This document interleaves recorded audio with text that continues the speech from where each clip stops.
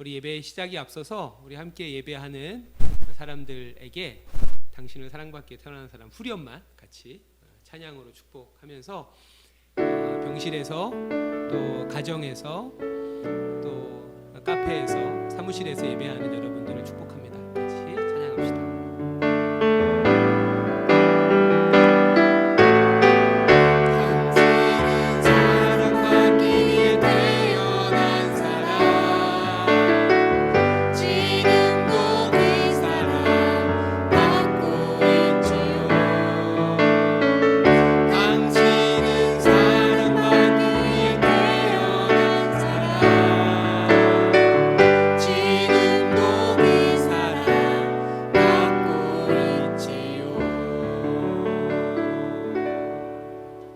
사랑하는 어린이 여러분, 오늘은 우리 어린이부 새로운 찬양을 배우려고 합니다. 하나님의 콩깍지라고 하는 재미나지만 또 그 안에 하나님의 사랑을 잘 표현하고 있는 찬양인데요. 우리 한번 배워보고 그 다음에 다시 한번 불러보도록 하겠습니다.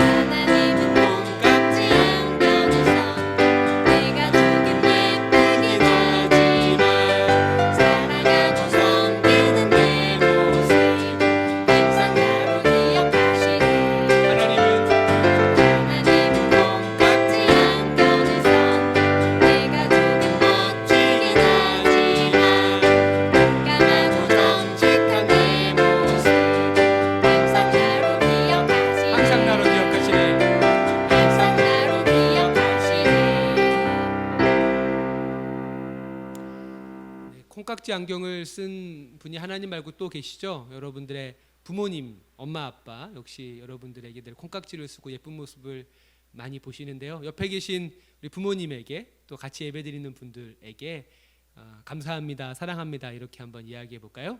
감사합니다, 사랑합니다. 네, 나는야 기쁨이 같이 찬양합시다.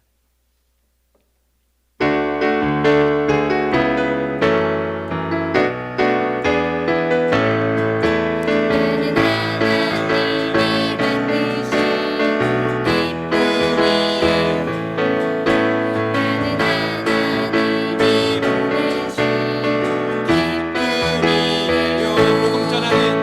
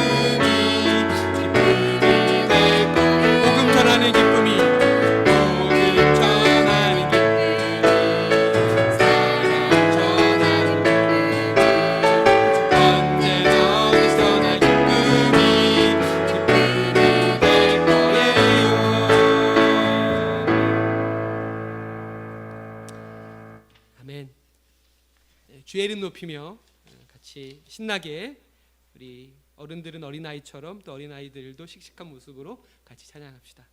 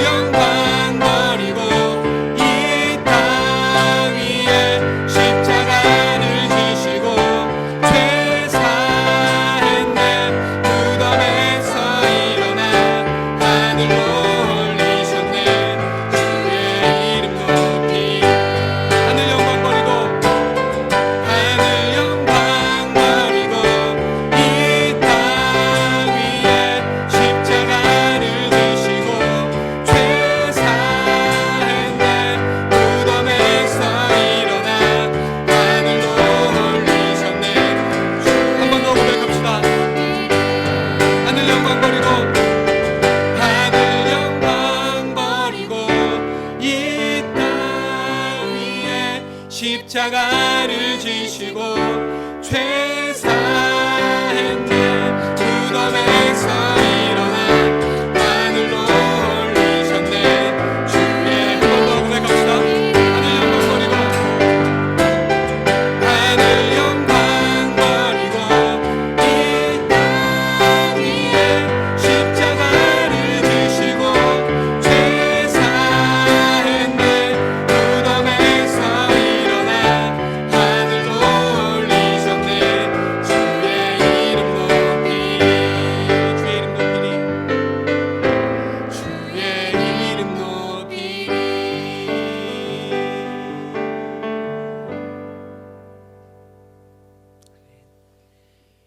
이 시간에는 하나님의 음성을 찬양을 함께 주님께 드리겠습니다.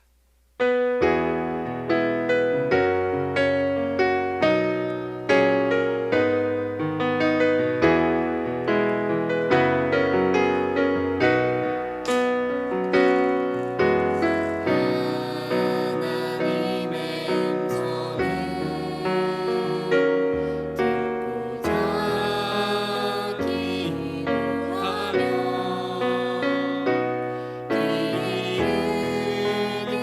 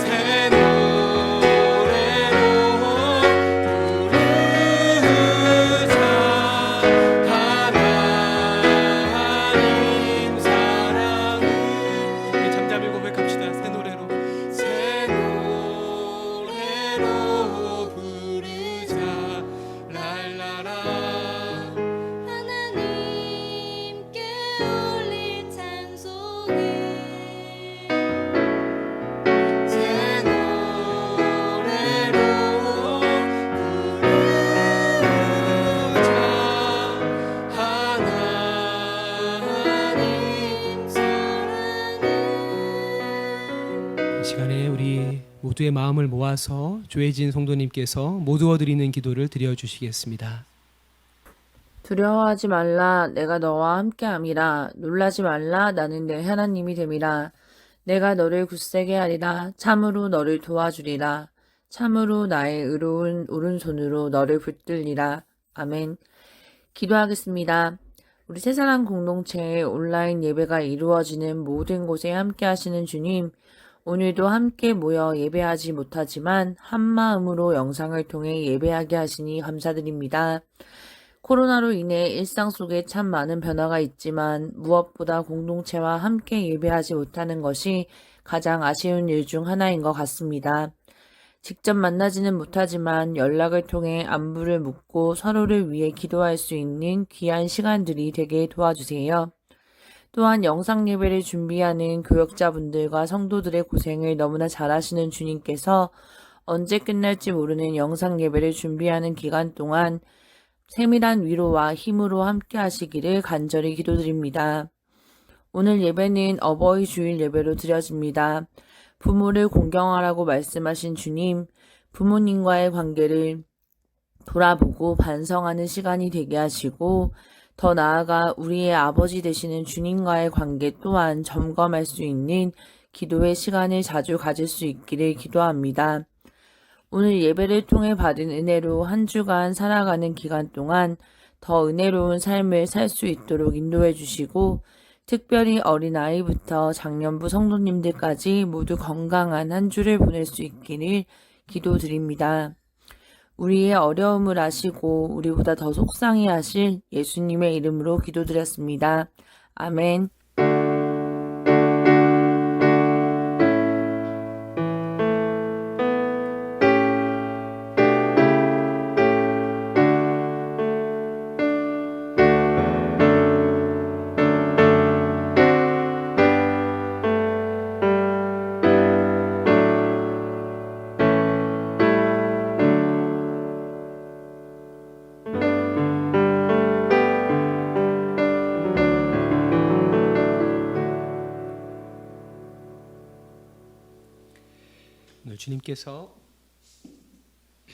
오늘 주님께서 우리에게 주시는 말씀은 요한복음 19장 26절부터 27절의 말씀입니다. 우리 같이 함께 합독하시겠습니다. 시작. 예수께서 자기의 어머니와 사랑하시는 제자가 곁에 서 있는 것을 보시고 자기 어머니께 말씀하시되 여자여 보소서 아들이니이다 하시고 또 그 제자에게 이르시되 보라 내 어머니라 하신대 그때부터 그 제자가 자기 집에 모시니라. 아멘. 이는 주님께서 우리에게 주시는 말씀입니다. 주님께 감사를 드립니다.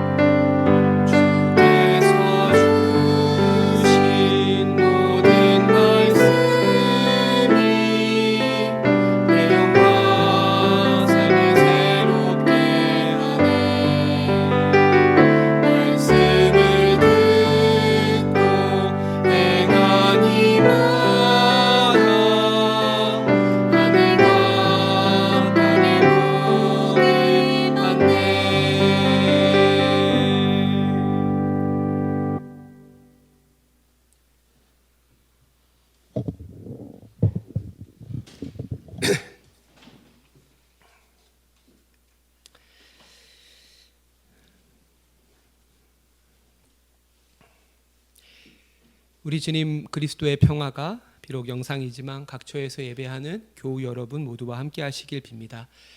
특별히 이 땅의 모든 어머니 아버지 들에게 수많은 사건 사고로 가슴에 카네이션을 달아줄 자식을 잃고 슬퍼하는 모든 어버이들에게 주님의 은총이 함께 하시길 빕니다.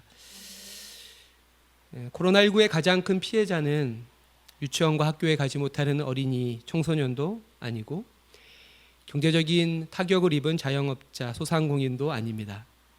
가장 큰 피해는 60대 이상의 노인 세대들입니다. 70대의 코로나19 치명률은 10.85%이고 80대의 치명률은 25%로서 코로나19 국내 사망자 256명 중에 60대 이상이 236명으로 92%가 넘습니다. 유럽의 경우에 사망자의 95%가 60대 이상의 노인이라고 합니다. 이런 이유로 우리나라 질병관리본부도 올해 어버이날에 요양병원 면회를 제안했고, 그 결과 병원 1층 유리벽을 사이에 두고 어머니와 아들이 만나는 그런 슬픈 광경을 우리는 오늘날 목도하고 있습니다. 어디 이뿐입니까? 가뜩이나 젊은 세대들에게도 어지러울 만큼 하루가 다르게 변화하는 세상이 전혀 예상치 못했던 전 지구적인 코로나19로 대전환기를 맞이하면서 이러한 급격한 변화에 적응하기가 더딜 수밖에 없는 어르신 세대의 소외감과 불안함은 이로 말로 다할 수 없는 것입니다. 맹자가 쓴 진심편에는 군자에게는 세 가지 즐거움이 있다라고 이야기합니다. 그리고 그 세 가지 즐거움 중에 가장 으뜸되는 것이 부모 구존, 형제 무고라고 말합니다. 부모가 살아계시고 형제가 두루 잘 지내는 것이야말로 군자의 가장 큰 즐거움이라고 하는 것이죠.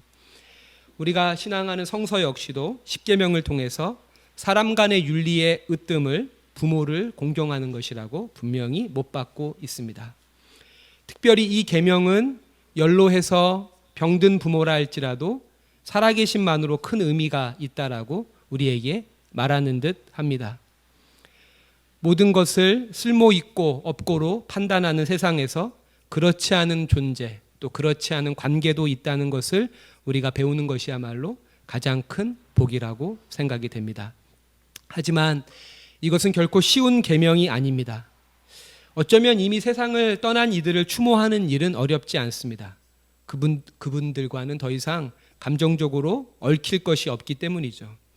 소설가 김훈이 왜 우리는 날마다 명복을 비는가라고 하는 칼럼에서 반복되는 산재 사고에도 우리의 현실이 변화되지 않는 것을 꼬집고 있는데, 어쩌면 죽은 자에 대한 추모가 산자에 대한 책임과 의무보다 더 쉽기 때문에 우리는 반복해서 명복을 빌고 있는 것은 아닌지, 그리고 그와 같은 이 생각이 부모에 대한 자식된 도리에도 그대로 적용되는 것은 아닌지 생각해서 씁쓸하기만 합니다.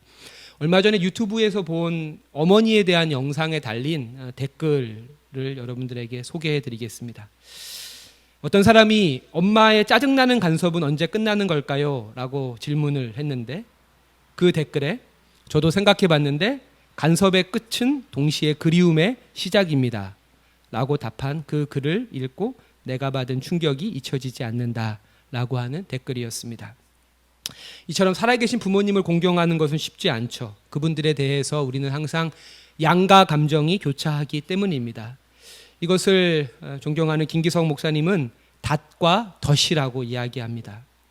부모는 부유하는 우리를 현실에 붙들어 매주는 닷과 같은 존재이면서도 동시에 우리를 사로잡는 덫이 되기도 한다라고 말하죠.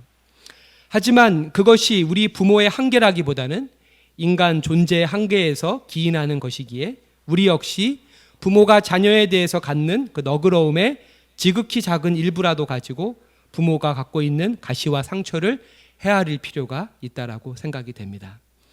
마가복음 6장은 기적의 장이라고 불릴 만큼 예수님의 공생애 중에 행하신 온갖 기이한 사건이 집약되어져 있습니다. 떡 5조각과 물고기 2마리로 5,000명을 먹이신 오병이어의 사건을 비롯해서 갈릴리 호수 위를 걸어서 풍랑 있는 물결을 잠잠케 하신 사건, 그리고 온갖 병자를 고치신 사건들이 마가복음 6장에 집중되어져 있습니다. 그로 인해서 점점 높아지는 예수의 인기와 소문의 낌새를 알아챈 예루살렘의 종교 지도자들은 예수의 행동을 감시해서 어떤 꼬투리를 잡기 위해서 바리새인과 율법학자를 예루살렘에서 갈릴리로 파견합니다. 그들은 모두 종교적인 율법과 전통과 제도에 대단히 정통한 이들이었습니다. 예수께서 행하시는 오병이어의 기적을 본 저들은 제자 중에 몇 명이 손을 씻지 않고 음식을 먹었다면서 예수를 비난을 합니다. 얼마나 어처구니가 없는 장면입니까? 구약 성경에 기록된 대로 출애굽한 자신의 조상들이 광야에서 경험한 만나 사건이 모세의 예언처럼 나사렛 예수를 통해서 재현되고 있는 이 현실 앞에서 저들이 그토록 대망하던 메시아의 출현을 기쁨으로 영접하기는커녕 이 놀라운 역사의 한 장면을 자신들이 알고 있는 그 알량한 정결 예식을 잣대로 해서 비난하고 있는 것입니다. 저들이 보여준 이와 같은 신앙의 경박함을 예수님은 그냥 넘어가시지 않고 저들이 그토록 좋아하는 예언서의 한 구절을 들어서 저들을 책망하십니다. 이사야 7장 6절 말씀을 인용하시면서 이사야가 너희 외식하는 자에 대해서 잘 예언하였도다. 기록하였으되 이 백성이 입술로는 나를 공경하되 마음은 내게서 멀다. 라고 마가복음 7장 6절에 저들의 외식하는 신앙을 꾸짖고 있습니다. 이와 같은 말씀, 백성이 입술로는 나를 공경하지만 마음으로는 내게서 멀다라고 하는 이 두루뭉술한 표현의 의미를 저들이 잘 못 알아들을까 싶어서 예수님은 조금 더 구체적으로 말씀하시죠. 마가복음 7장 8절에서 너희가 하나님의 계명을 버리고 사람의 전통을 지킨다라고요. 사람의 전통은 하나님의 계명과 맞닿아 있을 때만이 그 존재 목적이 있는 것인데 사람의 전통을 보수하기 위해서 하나님의 계명을 저버리고 있다라는 말씀입니다. 좀 더 적극적으로 표현하면 하나님의 계명을 저버릴 명분을 사람의 전통에서 찾고 있구나라고 말씀하시는 것으로 저는 이해가 됩니다. 그래서 13절에 전통으로 하나님의 말씀을 폐하고 있다라고까지 강한 어조로 말씀하십니다. 하나님 사랑과 이웃 사랑이라고 하는 이 신앙의 본질보다 조직과 제도에 대한 충성과 보호의 논리가 더 빠르게 작동되는 오늘날의 한국교회 현실과도 무관치 않은 모습이라고 생각이 됩니다. 하나님 사랑과 이웃 사랑으로 요약되는 이 하나님의 계명은 본디 사람의 가장 근본적인 도리를 말하는 것이라고 저는 생각을 합니다. 예수님은 화가 많이 나셨는지 계속해서 외식적인 신앙의 구체적인 예를 드시는데 바로 그것이 고르반의 전승이라고 하는 것이죠. 이 고르반의 전승이라고 하는 것은 마가복음 7장 10절부터 13절에 자세히 나와 있는데요. 하나님을 위해서 자신의 재산의 일부를 구별하는 것, 즉 물질적 헌신의 한 형태로서 이것들이 점점 강조되다 보니까 부모를 공경하라는 5계명보다 이 고르반 전통이 더 중시되게 됨으로써 전통으로 하나님의 말씀을 폐한 대표적인 예로서 예수님은 이 고르반 전승을 우리들에게 소개하고 있습니다. 사도 바울 역시 5장 8절에서 누구든지 자기 친족, 특히 자기 가족을 돌보지 아니하면 믿음을 배반한 자요 불신자보다 더 악한 자다라고 바울은 이야기하고 있습니다. 즉 예수님은 위선적인 신앙을 책망하시면서 그 예로 실예로 5계명을 하나의 사례로서만 들고 있는 것이 아니라 저는 5계명의 중요성을 강조하기 위해서 이와 같은 말씀을 우리에게 전해주시고 있다라고 생각을 합니다. 예수님은 사람의 도리의 으뜸으로 자식된 도리를 이야기하고 있는 것입니다. 앞서 맹자의 진심편에 3가지 즐거움 중에 첫 번째가 부모가 살아계시는 것을 기뻐하는 것이라고 말하는 것처럼 부모에 대한 자식의 도리는 동서양을 막론하고 사람에게 가장 중요한 본분, 뿌리가 되는 직분입니다. 왜냐하면 부모가 아닌 사람은 있을 수 있지만 부모가 없었던 자식이지 않은 사람은 아무도 없기 때문입니다.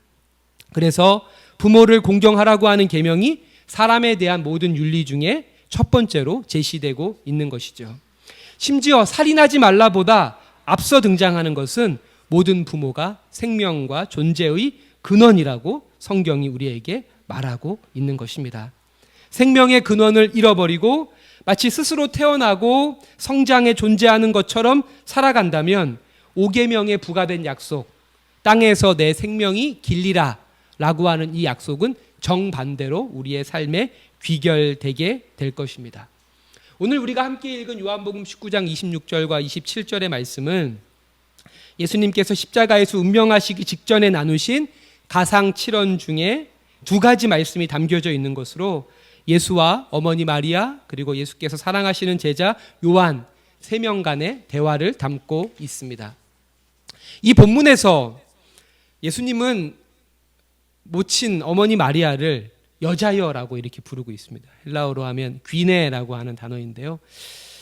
엄마의 이름을 부르는 일이 유교적인 전통이 강한 우리에게는 아주 생경한 광경이지만 유대 사회에서는 그렇지 않았습니다. 특별히 여기서 사용되는 귀내라고 하는 이 단어는 여성을 높이는 극존칭으로서 어머니 마리아에 대한 감사와 존경을 표하는 것이라고 이야기합니다.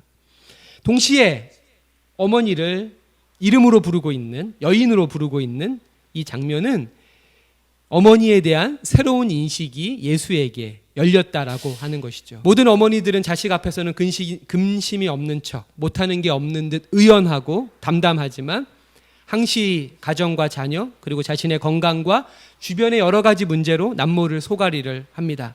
드러내지 않을 뿐이죠.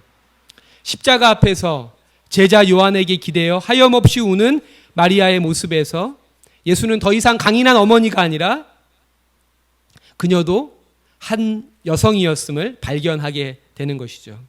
프랑스 소설인 딸들이 자라서 엄마가 된다라는 소설처럼 모든 어머니는 어머니이기 이전에 누군가의 사랑스러운 딸이고 또 약하고 여린 여성이라는 사실을 잊지 말아야 합니다. 물론 아버지도 마찬가지입니다. 더 나아가서 김기성 목사님은 오래된 새길이라고 하는 책에서 이 부분을 주의하시면서 왜 예수님께서 어머니를 여자라고 불렀을까? 그것은 진정한 효도란 부모를 넘어서는 데 있다라고 하는 것을 우리에게 말해준다라고 해석을 하십니다. 아시는 분도 계시겠지만 가수 양희은 씨가 부른 엄마가 딸에게라고 하는 노래가 있습니다. 그 노래 마지막 가사에 이런 가사가 있습니다. 내가 좀 더 좋은 엄마가 되지 못한 걸 용서해 주겠니?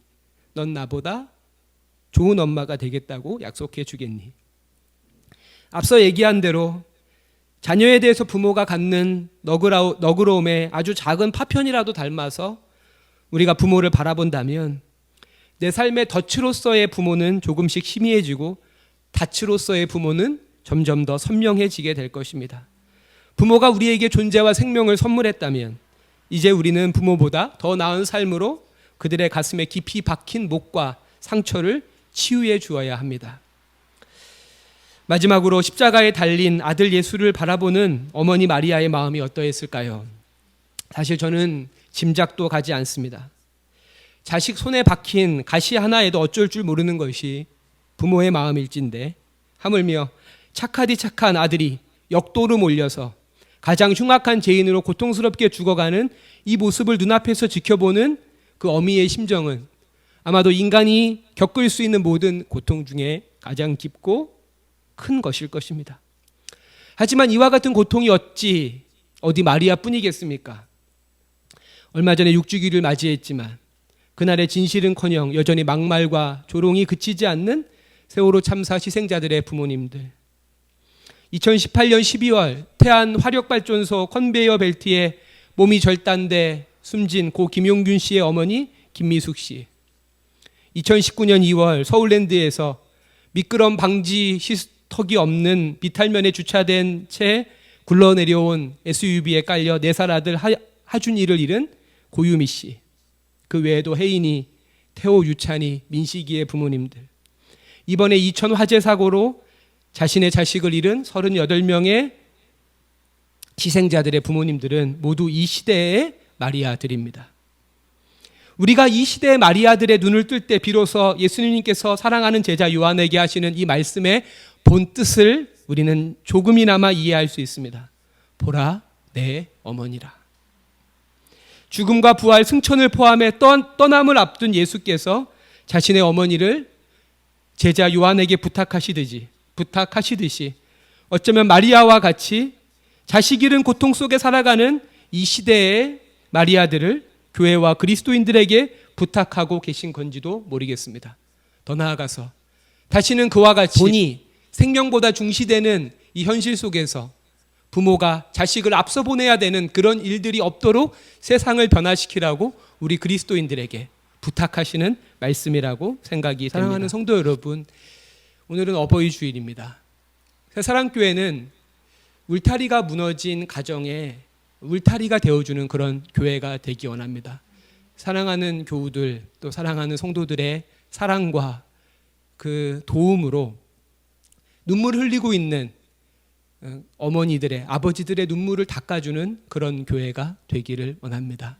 그 일에 함께 해주시고 또 함께 해주셔서 감사를 드립니다. 우리 같이 이 시간에 기도하겠습니다. 사랑하는 주님, 주님이 우리의 아버지여서 참으로 감사합니다.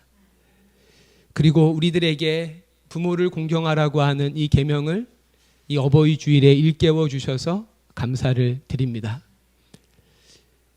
변화하는 속도가 참으로 빠른 이 시대 속에 그 변화에 적응하느라 늘 불안하고 소외된 우리 어르신들을 느긋한 마음으로 또 세심한 배려로 돌볼 수 있는 저희들이 되게 하여 주옵소서. 예수께서 모친 마리아를 향해서 여자여 라고 부르신 것처럼 우리도 이 어버이날 즈음에라도 우리의 어머니, 우리의 아버지가 여자였음을, 그도 하나의 남성이었음을 깨닫고 그의 약함과 그의 허물과 그의 가시를 너그러운 마음으로 헤아리고 그보다 더 나은 삶으로 그 마음의 아픔과 상처를 치유해가는 자녀들이 되게 하여 주옵소서. 또한 예수께서 그 모친 마리아를 사랑하는 제자 요한에게 부탁하시듯이 오늘 저희들도 우리 주변에 눈물 흘리고 있는 어머니들, 아버지들의 그 눈물을 닦아주는 그런 사랑의 섬김이 우리 공동체를 통해서 이어질 수 있도록 주님 저희들에게 주님의 사랑을 가르쳐 주옵소서. 감사드리며 예수님의 이름으로 기도합니다. 아멘.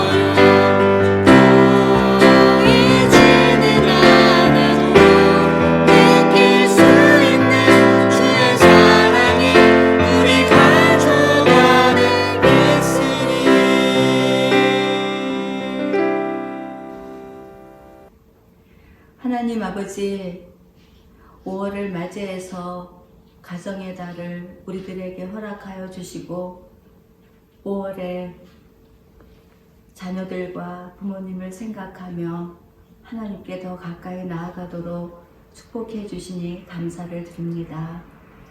푸르름의 5월 생명이 무성함같이 우리 사랑하는 모든 성도들의 가정마다 예수 안에서 생명의 풍성함으로 충만해서 부모와 자녀, 자녀와 부모가 서로 연합하여 아름다운 하늘나라를 잘 일구어 갈 수 있도록 함께하여 주시옵소서. 오늘은 어버이 주일로서 우리를 낳아주시고 길러주신 어머니와 아버지를 생각하며 주님 앞에 예배를 드렸습니다. 나를 낳아주시고 길러주신 부모를 생각할 때 여러 가지 마음과 생각이 들어오면서 부모님을 향하여 실수하고 허물을 보이고 잘못했던 것들만 생각이 나서 마음이 몹시 부끄럽고 부모님께 미안하고 죄송한 마음이 더 크게 다가옵니다. 하지만 하나님 아버지, 그럼에도 불구하고 우리들이 부모님을 향하여 다시 한번 마음을 새롭게 하는 것은 십자가에서 어머니 마리아를 보시며 요한에게 부탁해 하고 계시는 예수님을 묵상할 때 우리들도 그 말씀 안에서 힘을 얻고 또다시 부모님들께 사랑과 존경으로 다가가기를 마음속에 결심해 봅니다. 하나님 아버지, 우리 안에 주의 영으로 충만하게 하시고 다스려 주셔서 우리를 낳아주시고 길러주시고 보듬어 주시고 우리를 위해서 희생과 사랑과 섬김의 본을 보여주신 부모님을 잘 공경하고 하나님께 영광 올려드릴 수 있는 우리의 모습이 되도록 인도하여 주시옵소서. 오늘 이 시간 주님 앞에 거룩한 예물 구별하여 올려드리오니 이 예물을 기쁘게 연락하여 주시옵시고 이 예물이 쓰이는 곳에 이 땅에 자녀 없이 고통 가운데 또 외로운 길을 걷고 있는 부모들에게 사랑으로 잘 전달이 되도록 축복하여 주셔서 하나님이 기뻐하시는 예물로 주의 이름을 높이게 하여 주시옵소서.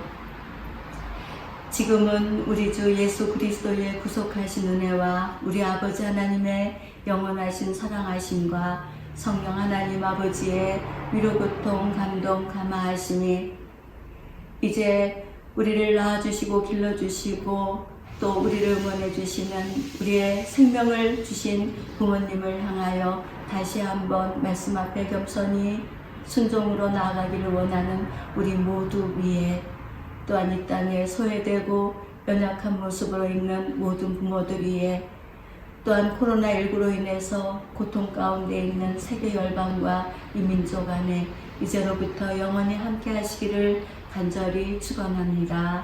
아멘.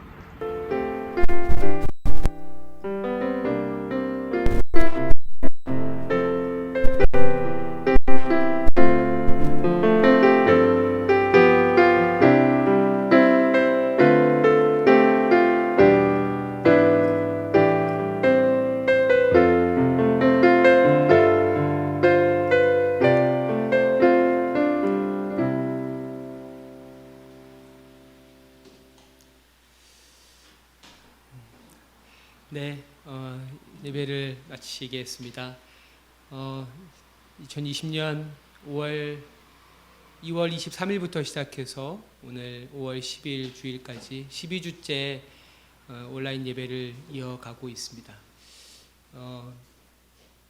아마 내일 정도쯤에 사랑하는 성도님들에게 예배 재개에 대한 공동체의 어떤 기준들, 구체적인 일정이 아니라 지금 현재 일어나고 있는 새로운 변화들을 감안해서 새로운 기준들을 말씀을 드리도록 하겠습니다. 오늘 우리 예배 후에 마지막 순서로 오늘 어버이날이어서 우리 어버이 대표로 이수경 목사님에게 저희들이 카네이션 꽃을 달아드리고 또 같이 여러분들과 함께 어머니의 마음 노래를 1절과 3절을 같이 부르면서 예배를 오늘 이 영상을 마무리했으면 좋겠습니다.